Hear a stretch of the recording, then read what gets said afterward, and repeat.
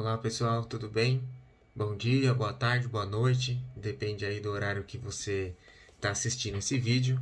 Meu nome é Thiago Nunes, eu sou membro aí do canal Onda Espírita e hoje nós vamos trazer mais algumas liçõezinhas aí do livro Cartas de uma Morta, né? Que a gente vem estudando aí há bastante tempo já, né?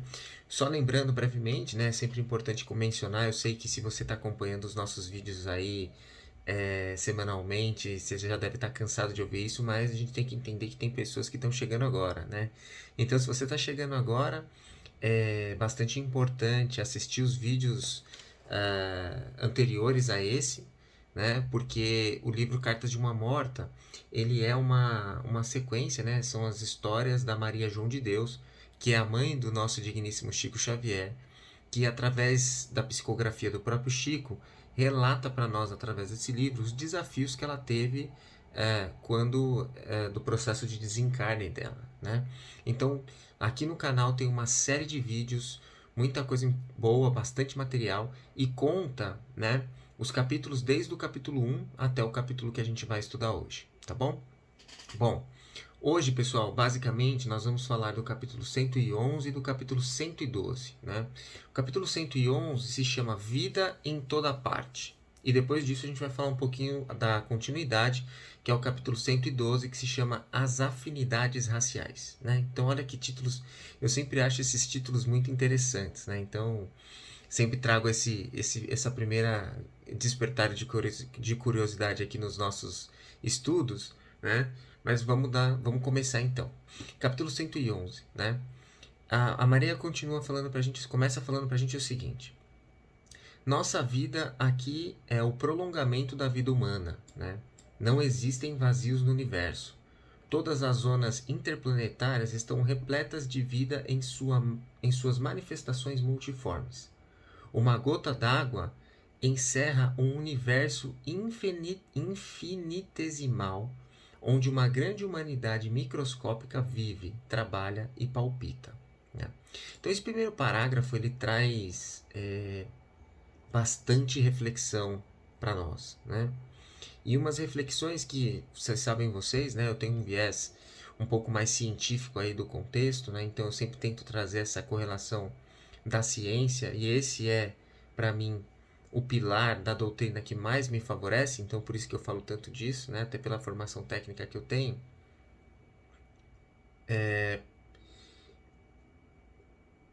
Aqui a gente tem algumas correlações bastante relevantes, né? Então nós temos aqui, ó, a nossa vida é o prolongamento da vida humana, né? Então ela está falando isso como espírito, né? Então o que é muito interessante é que a gente sempre lê aí, né, nos livros espíritas, que os nossos amigos espirituais trazem a referência para nós sempre dizendo o seguinte, né? É, que na verdade o planeta Terra é uma cópia do mundo espiritual, né? Então é interessante pensar isso e aqui a Maria reafirma mais uma vez, né? Ou seja, os modelos atuais da sociedade na qual a gente vive, ele teve embasamentos, obviamente, no mundo espiritual, né? Pelo fato de serem seres, né? Muito mais evoluídos, que não precisam mais em alguns dos seus em algum dos seus graus de evolução, obviamente tem espíritos em vários graus diferentes, já não precisam mais ter o corpo físico, né? Não precisam mais do processo reencarnatório aqui para conseguir se depurar, né? E aí ela diz o seguinte, ó: não existem vazios no universo.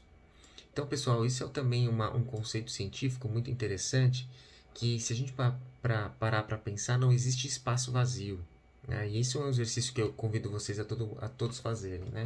O que eu quero dizer com não existe espaço vazio? Tudo, absolutamente tudo que existe ao redor de nós é matéria, né? Ou seja, eu tenho átomos, eu tenho moléculas, eu tenho substâncias me rodeando 100% do tempo. Não só no planeta Terra, né? Onde as substâncias físico-químicas que nos rodeiam estão todas elas descritas na nossa famosa tabela periódica, mas também no universo, né? E obviamente em cada planeta que tem aí a sua característica específica físico-química, com certeza vai ter cada um com a sua característica específica material, né? E o exercício que eu convido vocês a fazerem, né, é balançar as mãos, né? A gente não sente o ar, né? As bexigas não enchem de alguma coisa, né? E ela se enche simplesmente de matéria, né? Então, o que é o ar? O ar é uma composição de matéria, né? Oxigênio, nitrogênio e alguns outros vários gases e substâncias que têm uma partícula muito pequena, mas que estão ao nosso redor, né? Então, se vocês sentirem, ó, quando a gente balança a mão, né, a gente faz assim, a gente sente o vento, né? O que é o vento? É matéria. Tanto é que esse vento tem a capacidade de empurrar barcos, por exemplo, de girar aquelas hélices de captação de energia, né? Como que faria isso se fosse vazio, né? Na verdade é matéria, né? É como se eu tivesse uma coisa física empurrando outra coisa física, né? Então toda a matéria que está ao nosso redor, né? E por isso que ela fala que não existem espaços vazios. E ela reafirma isso. Isso já é um conceito científico bastante disseminado atualmente, mas aqui ela traz isso no conceito mais universal da discussão, né? Colocando aí no contexto o espaço e todos os outros planetas e galáxias e milhares de seres que rodeiam e vivem nesse contexto, né? Uma coisa assim, eu sempre falo isso, né? Uma explosão de racionalidade aí quando a gente para pensar nisso, né? E ela diz o seguinte, ó: todas as zonas interplanetárias estão repletas de vida em suas manifestações multiformes. Uma gota d'água encerra um universo infinitesimal onde uma grande humanidade microscópica vive, trabalha e palpita, né? Então, o que ela está dizendo, né? Que o universo é gigantesco, né? E o que somos nós, né? Simplesmente uma gota d'água dentro de todo esse mar de infinidades que é o universo, né? E isso me faz lembrar de uma característica, né, de um dos seres que nós temos aqui vivendo conosco. Inclusive conosco, quando eu falo conosco, faz parte do nosso próprio corpo físico, né? É um ser vivo que se chama bactéria, né? Se a gente para pensar, né? As bactérias são seres microscópicos que vivem dentro do nosso corpo, né? E ainda assim a gente não consegue ver, né? Nós não conseguimos, na maioria das vezes, sentir elas, né? Mas a gente sabe que elas estão ali. E usando esse mesmo exemplo, a gente pode comparar a existência do ser humano na Terra quando do restante do espaço e do restante do universo, né? O que somos nós perto dessa infinidade de possibilidades? Dos bilhões ou trilhões, eu não sei nem se o número é esse, de espíritos que esses já passaram aqui ou já passaram por todos os outros planetinhas que a gente sabe, e a gente só conhece poucos eles que estão relacionados ao nosso sistema solar, mas a gente já discutiu isso, inclusive nos livros de em outras lições aqui do próprio livro Carta de uma Morta, onde a Maria fala que visitou outros orbes, né? Então, outros planetas.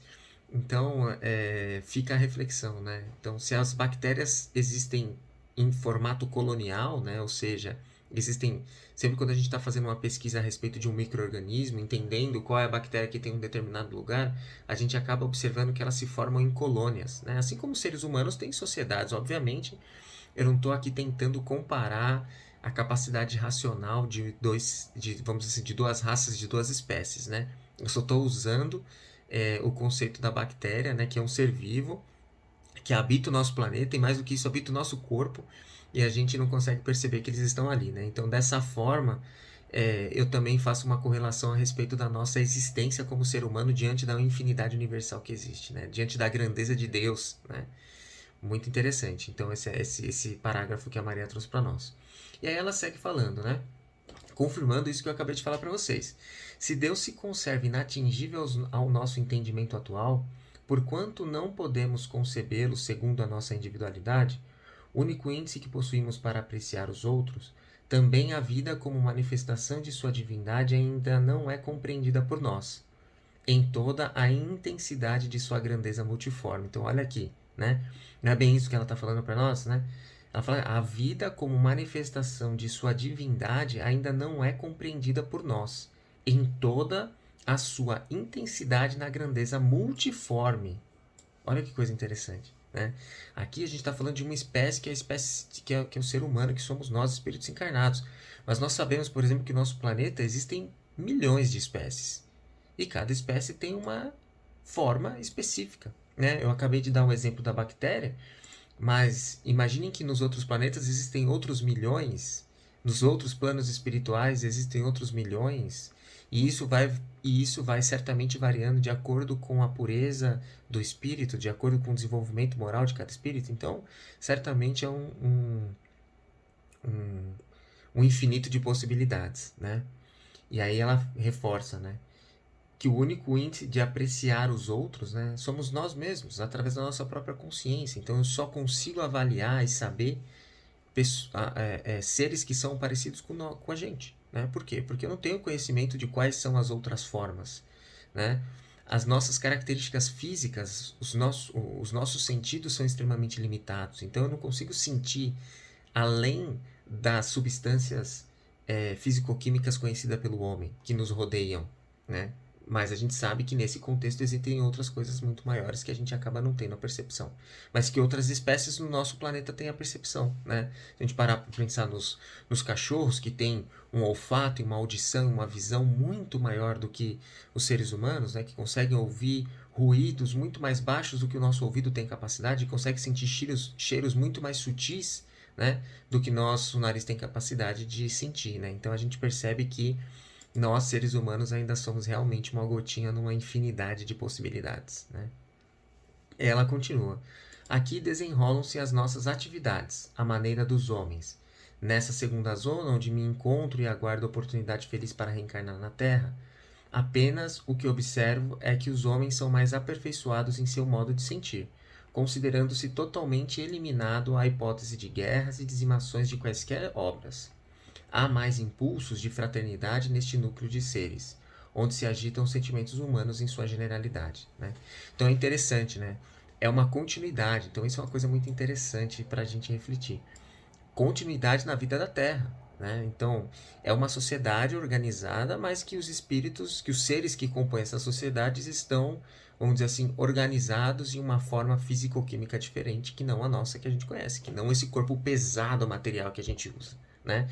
Mas que uma das grandes vantagens, né, imagino eu, é ter espíritos naquele contexto que tem que tem características morais muito mais desenvolvidas, né? Muito mais sensíveis, né? Porque ela fala que os sentimentos mais complexos, né, o orgulho, a raiva, né, os desafios desse contexto já não fazem parte mais desse contexto que ela está, né? Inclusive ela diz eliminando hipóteses de guerras e dizimações de quaisquer obras, né? E que os impulsos de fraternidade são muito mais latentes do que os impulsos de egoísmo, né? Acho que a gente pode usar essa palavra.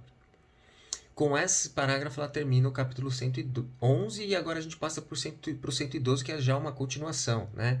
Lembrando brevemente o título, que se chama As Afinidades Raciais. E ela continua. O amor, a esperança, a tristeza, a fé, a confiança, o caráter, a sinceridade e demais atributos da personalidade humana aqui estão vivos, palpitantes. Né? Tenho observado, porém, que apesar de livre do perigo das lutas fratricidas, entre todos existem grande movimento de afinidade racial, parecendo-me que a questão das raças aí na Terra está subordinada a uma forte ascendente de natureza espiritual. Né? Então lembra, pessoal, que eu falei que a gente ouve não, né? A gente ouve das pessoas que leem para nós, mas que a gente lê em vários livros espíritas que relatos de espíritos falando que na realidade a sociedade atual na qual a gente vive, ela é uma cópia do plano espiritual. Né? Então ela está falando aqui que existem agrupamentos, né, de espíritos que se juntam de acordo com a sua afinidade. Né? Lembra das questões? Isso é um ponto importante da gente lembrar também. Né? A afinidade, né? A polaridade, ela define seres iguais. E aqui ela está falando que existe essa afinidade de uma maneira um pouco mais racial.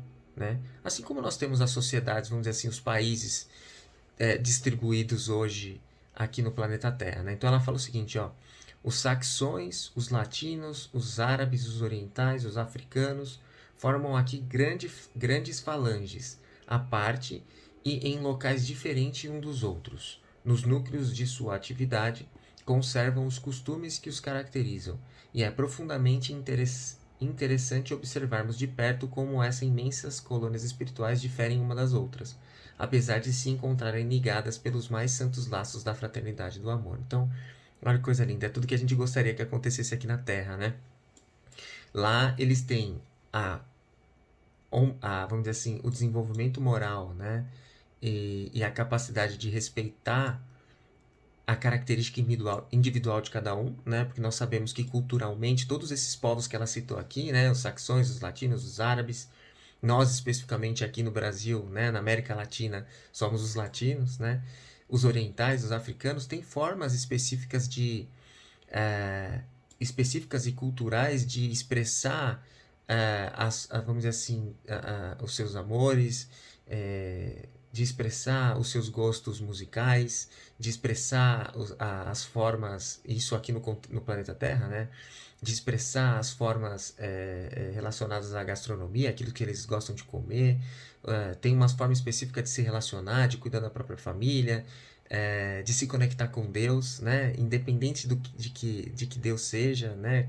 A gente sabe que cada um tem a sua religião nesse contexto, a gente sabe que tem um Deus só, mas cada um acaba atribuindo um nome específico para ele. Então, apesar de todas essas diferenças que também existem aqui na Terra, ela está dizendo que isso também acontece lá no plano espiritual. Só que lá, um pouco diferente daqui, né?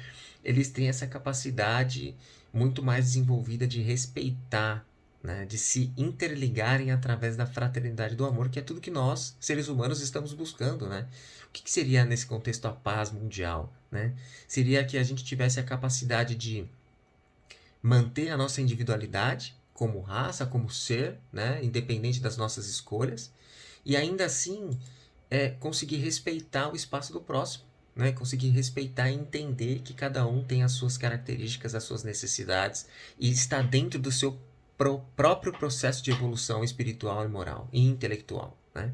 E que gradualmente as coisas vão se ajeitando, né? E que a gente tem que aprender a respeitar e esperar e ter paciência para que cada ser individual consiga evoluir. Obviamente, né? Como planeta e como sociedade, a evolução é conjunta, né? Então, essas eram as reflexões de hoje, né, que nós tivemos aí através da Maria João de Deus, que nos trouxe através desses dois capítulos, capítulo 111 e capítulo 112. E é isso por hoje. Muito obrigado pelo tempo de vocês, muito obrigado por assistir esse vídeo. Sempre lembro isso, né? Compartilhem, assistam, dividam com seus familiares. E, por favor, nos sigam, né? Sigam, dá aquele like aí para fortalecer o nosso trabalho. E principalmente assistam todos os vídeos anteriores. Nós temos muito conteúdo legal no canal, pessoal. Desde música, nós temos Evangelho no Lar, nós temos os estudos do livro Carta de uma Morta, nós temos aos sábados os estudos um pouco mais profundos, nós fazemos umas lives, né? Onde a gente estuda uma série de livros interessantíssimos aí da doutrina espírita, tá bom? Muito obrigado, fiquem com Deus e até o próximo estudo. Tchau, tchau.